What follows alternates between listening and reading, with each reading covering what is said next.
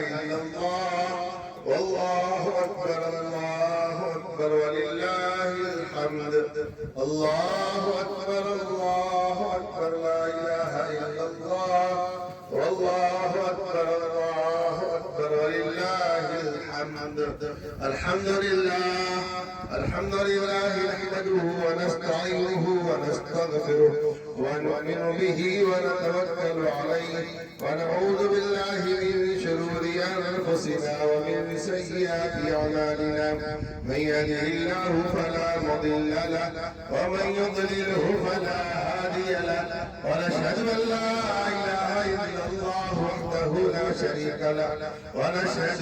أن سيدنا ونبينا ومولانا محمدا عبده ورسوله أما بعد فأعوذ بالله من الشيطان الرجيم بسم الله الرحمن الرحيم لن تنالوا البر حتى تنفقوا مما تحبون وقال الله تبارك وتعالى لن ينال الله لحومها ولا دماؤها ولكن يناله التقوى منكم وقال رسول الله صلى الله تعالى عليه وسلم عن عائشة رضي الله تعالى عنها قال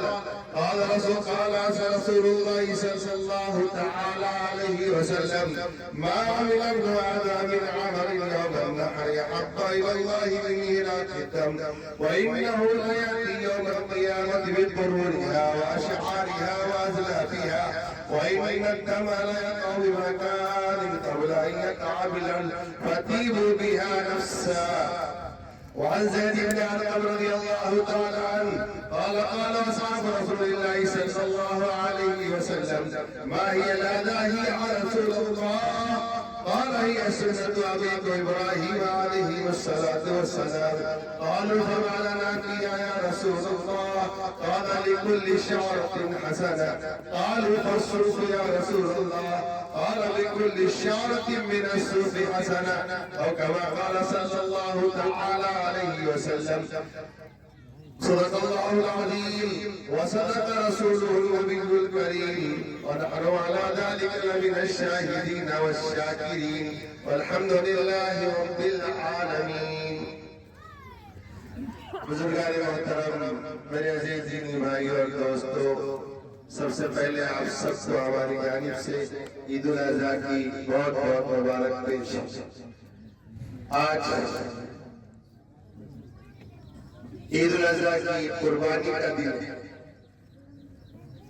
بہت زیادہ تقریر یا بیان کا دن نہیں ہے چند ہمیں غور و فکر کے ساتھ ہماری باتیں سماعت فرما لیں انشاءاللہ یہ ہمارے لیے آج کا پیغام ہوگا محترم حضرات اللہ تعالیٰ ارشاد فرماتے ہیں کہ اللہ تبارک و تعالیٰ کے پاس نہ تمہارا گوشت پہنچتا ہے اور نہ تمہارے جانوروں کا خون پہنچتا لیکن پہنچتا کیا ہے قرآن نے کہا پہنچتا تمہاری نیت ہے تمہارے ارادے ہیں تمہاری دل کی کیفیت ہے اور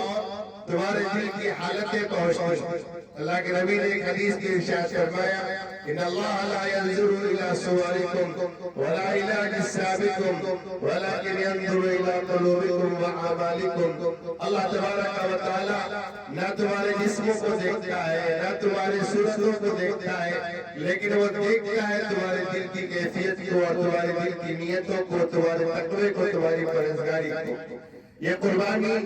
حضرت ابراہیم علیہ السلام کی یاد ہے اور قربانی بھی ایسی قرآن مجید میں ذکر فرمایا فَلَمَّا بَلَغَ مَعَهُ السَّعْيَ قَالَ يَا بُنَيَّ إِنِّي أَرَىٰ فِي الْمَنَامِ أَنِّي أَذْبَحُكَ ابراہیم علیہ السلام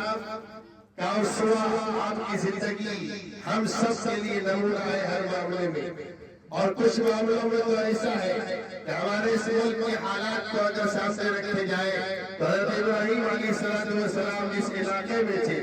جس شہر میں تھے جس ملک میں تھے اس ملک کی حالات بھی ایسے تھے اللہ پاک نے ذکر فرمایا قرآن مجید میں ابراہیم علیہ السلام کو اللہ نے اپنا پیغمبر بنایا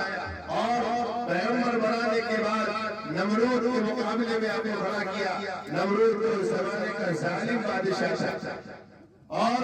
وہ زمانہ شرک کا تھا، کفر کا تھا، سورج اور چاند کے پوجنے اور بت پرستی کا تھا۔ ایسے زمانے میں اکیلے ابراہیم علیہ السلام کھڑے ہوئے۔ قرآن مجید میں اللہ پاک نے ارشاد فرمایا کہ ہم نے ابراہیم علیہ السلام کو بہت سی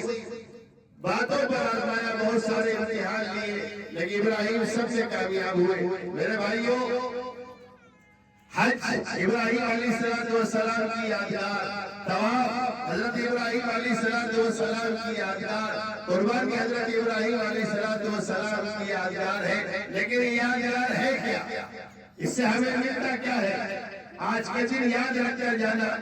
ہم اس وقت اپنے ملک میں جن حالات سے گزر رہے ہیں، اس ملک کا چپا چپا،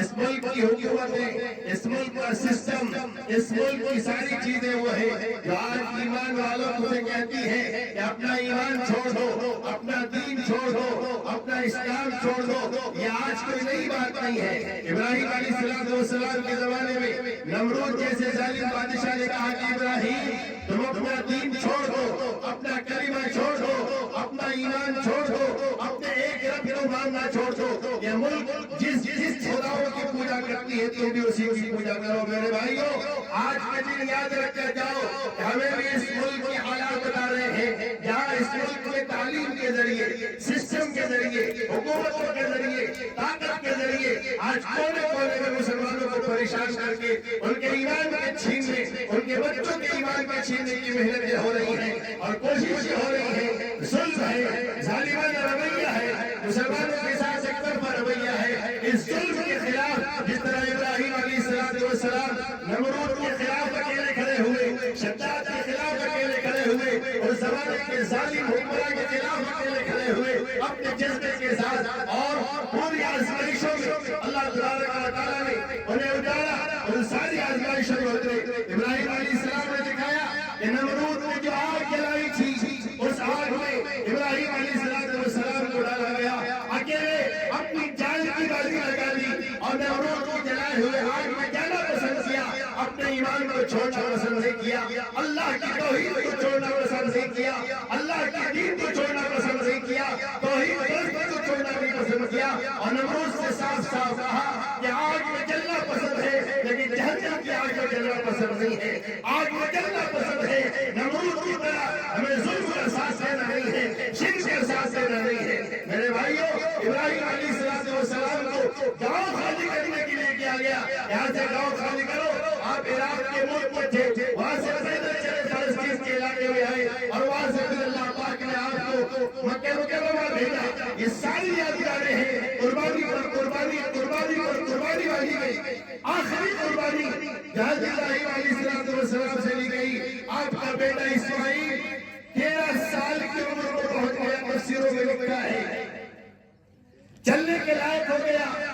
جس بیٹے کو آپ نے دعاؤں میں مانگی تھی، رب هب لي من الصالحين، اے اللہ مجھے اولاد دے دے۔ 80 پر 6 سال کی عمر ہو گئی، 86 سال کی عمر ہو گئی، بڑھاپا آ گیا۔ میرے بھائی، میرے پاس کوئی اولاد نہیں ہے، میرے پاس کوئی نسل نہیں ہے، میری نسل ختم ہو جائے گی۔ یا اللہ میری نسل بچا اور میری نسل سے سجنے کے لوگوں کو پیدا فرما۔ دعا کی، اسماعیل علیہ السلام کی پیدائش ہو گئی۔ فلسطین میں اللہ تبارک و تعالیٰ کے فلسطین چھوڑو، تم کو مکے جانا ہے۔ دور پیچھے اسماعیل کو لے کر چلے گئے اور مکے کے پہ آپ ہو گیا خالی اور ویران، جہاں کالے کالے پہاڑ کے علاوہ نہ کوئی سبزہ ہے، نہ کوئی شادابی ہے، نہ کوئی پانی ہے، نہ کوئی چارہ ہے، نہ کھانے کا نظام ہے۔ اللہ نے کہا کہ اپنی بیوی ہاجر کو اور اپنے بیٹے اسماعیل کو چھوڑ کر چلے جاؤ۔ اور ابراہیم نے مثال قائم کی کہ اللہ تو اگر اس پر راضی ہے تو میں اپنی ساری قربانیوں کو دینے کو تیار نہیں ہوں۔ جو بیٹا دعاؤں کے بعد پیدا ہوا، جو بیٹا تمناؤں کے بعد پیدا ہوا، آرزوؤں کے بعد پیدا ہوا، اس کو چھوڑ کر چلے گئے۔ کچھ دنوں کے بعد آئے جب اسماعیل علیہ السلام کی عمر 13 سال کی ہو گئی، قرآن کہتا ہے فلما بلغ معه السعي، جب اپنے باپ کی انگلیاں پکڑ کر، حضرت ابراہیم کی انگلیاں پکڑ کر اسماعیل چلنے پھرنے کے لائق ہو گئے، ابا نے کہا یا بنی انی ارى في المنام انی اذبحک، میرے بیٹے، میرے بچے، میرے لاڈلے، میرے آنکھوں کے تارے، میرے نور نظر، میں خواب دیکھا ہے کہ میں تمہیں ذبح کر رہا ہوں۔ انہوں نے کہا یا رب عمر، پیغمبر کا خواب ہی ہوتا ہے، خواب نہیں بلکہ اللہ کا حکم ہوتا ہے جو کرنے کے لیے کہا گیا، بیٹے بیٹا قربان کر دیجیے۔ ابراہیم علیہ السلام نے ایک نمونہ قائم کیا کہ اللہ کی خاطر اگر بیٹے کی بھی قربانی دینی ہے تو اللہ کی خاطر وہ بھی دینے کو تیار نہیں ہے۔ مسلمانوں، ایمان والوں، اس زمین پر تمہیں قربانیاں دینی ہوں گی۔ اب یہ ملک، اب یہ دیش تمہارے حق میں کوئی منصف نہیں ہے، یہاں پر ظلم کی حکمرانی ہے، یہاں پر مسلمانوں کے خلاف ایک پکی سازش ہے، تمہیں قربانی کو تیار ہو رہی ہے۔ آج کی قربانی یاد دلاتی ہے کہ تمہیں اپنی جان کی بھی قربانی دینی ہوگی، مال کی بھی قربانی دینی ہوگی۔ اگر اس وقت تیار نہیں ہو تو اپنا ایمان قربان کرنا پڑے گا، اپنا دین قربان کرنا پڑے گا، توحید قربان کرنی پڑے گی، شرک سے جانا پڑے گا، اپنی اولاد کو شرک سے جانا پڑے گا۔ کیا ہم اس کے لیے تیار ہیں؟ ہم تیار ہو اس ملک اور ایمان کو باقی رکھنے کے لیے، اسلام کو ہم تک پہنچانے کے لیے۔ ہمارے بزرگوں نے پھانسی کے پھندے چومے، ہمارے بزرگوں نے قتل خانے میں اپنے آپ کو مقتل میں پیش کیا، ہمارے بڑوں نے اپنی سب قربانیاں دے کر اسلام کو ہم تک پہنچایا ہے۔ قسم کھاؤ کہ وہی قربانیاں ہم بھی دیں گے کہ ہماری نسلیں، ہماری اولاد، ہمارے آنے والی پیڑھیاں یہ سب سے سب ایمان والی باقی رہے، توحید پر باقی رہے، شرک سے نہ جائے۔ آج قربانی صرف جانور کی قربانی نہیں ہے، یہ جانور کی گردنوں پر چاقو تو چلتے ہیں لیکن اس کے ساتھ ساتھ ہماری خواہشات پر چاقو چلتے ہیں۔ مسلمان وہ نہیں ہے جو اپنے آپ کو راضی کر کے چلے، مسلمان وہ ہے جو اللہ کو راضی کرنے کے لیے اور جان مانگو تو جان دیں گے، مال مانگو تو مال دیں گے، اللہ کو جو مانگو ہے سب سے نکل تیار ہے۔ لیکن افسوس یہ ہے کہ ہم مسلمانوں نے جب سے بزدلی کا دعوت پکڑا، ایسا سکندری کا شکار ہو گئے، دشمنوں کے ہاتھ ان کے ظلم کے شکار ہو گئے۔ ہمارے اندر کا جرأت، ہمارے اندر کا بہادر، ہمارے اندر کے خالد بن ولید، ہمارے اندر کے حمزہ، ہمارے اندر کے شہیدوں کا خون ایسا بڑا ہے کہ کوئی قربانی دینے کو تیار نہیں۔ ضرورت اس کی ہے اب زمین تمہارے قدموں کے نیچے سے کھینچی جائے گی، اسلام تم سے کھینچا جائے گا، دین تمہارا لیا جائے گا۔ یا تو دین دینے کو تیار ہو یا اپنی جان کو دے کر، اپنے مال کو دے کر، اپنے وقت کو دے کر اپنے دین کو بچانے کو تیار ہو۔ ہم اس چیز کا ہمیں آج کی قربانی کے دن اللہ سے وعدہ کر کے جائیں، یا اللہ تیرا دین، تیری توحید، تیری وحدانیت، تیرا مذہب، تیرے نبی کا لایا ہوا طریقہ ہماری زندگیوں میں بھی ہوگا، اور اس ملک کے زمینوں پر، اس ملک کے خطوں پر، یہاں کی پہاڑیوں پر، ندیوں پر تیرا دین ہمیشہ باقی رہے گا۔ جب تک ہم باقی ہیں تیرا دین باقی رہے گا۔ حضرت صدیق اکبر نے فرمایا تھا ایوب کا سوچی وعدہ خیر، کیا دین مٹ جائے اور ابو بکر زندہ ہو؟ مسلمانوں تمہیں اس نظریے پر قائم ہونا پڑے گا، مال لگانا پڑے گا قربانیوں پر، جان لگانی پڑے گی قربانیوں پر۔ بہت دن ہوا بزدلی کی زندگی جیتے ہوئے، بہت دن ہوئے اپنے آپ کو بچانے کو جاتے ہوئے، اب اپنے آپ کو بچانے کے لیے نہیں، دین کو بچانے کی ضرورت نہیں ہے۔ دشمنوں نے چالیں چل لی ہے، انہوں نے تیاریاں کر لی ہے کہ آپ اس ملک کے باشندے نہیں کر لائیں گے، آپ کے حقوق نہیں مانے جائیں گے، عدالت کے اوپر تمہارا کوئی بات، تمہاری کوئی بات نہیں سنی جائے گی۔ سارے کے سارے علاقے، ساری کی ساری ایجنسیاں اگر کھڑی ہے تو صرف اسلام اور مسلمانوں کے خلاف کھڑی ہے۔ میرے بھائیوں اٹھ کر جاگو اور جاگ کر اللہ سے مانگو، جاگو سجدے میں گر، رو کر تمہارے پھر بات تیری کون سی اللہ نے مانی نہیں۔ اللہ تبارک و تعالیٰ ہم سب کی آج کی قربانیوں کی بدولت اللہ پاک اس ملک کو اسلام کے باقی رکھنے کے فیصلے فرمائے اور ہمیں اس کے لیے اپنی ساری قربانی کرنے کی توفیق نصیب فرمائے۔ اللہ تبارک و تعالیٰ ہمیں آج کے دن امن کے ساتھ، سلامتی کے ساتھ قربانی دینے اور عبادت کرنے کی توفیق نصیب فرمائے۔ اللہ پاک ہم سب کو اپنی زندگیوں میں قربانی کے ساتھ ہمیشہ جانی اور مالی قربانی کے لیے اللہ پاک عطا فرمائے۔ اللہ تعالیٰ اس ملک میں ہمیشہ اسلام کو باقی رکھے۔ بے عمل کو دنیا میں راحتیں نہیں ملتی، بے عمل کو دنیا میں راحتیں نہیں ملتی، دوستوں دعاؤں سے جنتیں نہیں ملتی۔ اس نئے زمانے کے آدمی ادھورے ہیں، صورتیں کوئی ملتی ہیں، سیرتیں نہیں ملتی، اپنے بل پر لڑتی ہے، اپنی جنگ ہر سے بزرگوں کی عظمت نہیں تھی.